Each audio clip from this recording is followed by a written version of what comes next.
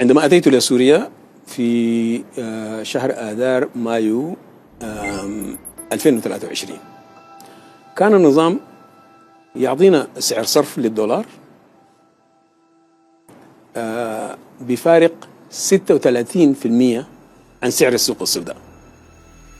يعني الفرق بين السعر اللي كان يعطينا إياه البنك المركزي وسعر سعر صرف الدولار في السوق المفتوح 36%. هذا المبلغ كان يذهب إلى خزينة حكومة بشار الأسد، وهذا كان يسبب يعني أزمة حقيقية في علاقتنا مع المانحين، وأيضا تسبب في أنه يحجم المانحين عن تقديم مساعدات بشكل مقدر لأماكن سيطرة النظام.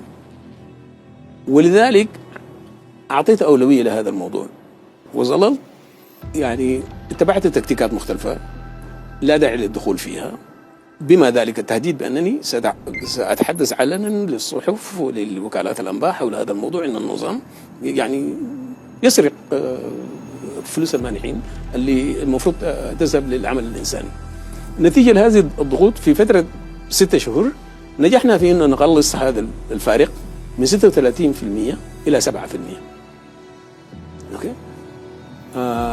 شكل آخر من أشكال من قصص الفساد التي سمعتها ما حدث في منظمة الصحة العالمية، ولقد قامت المنظمة بإجراء تحقيق استمر لفترة طويلة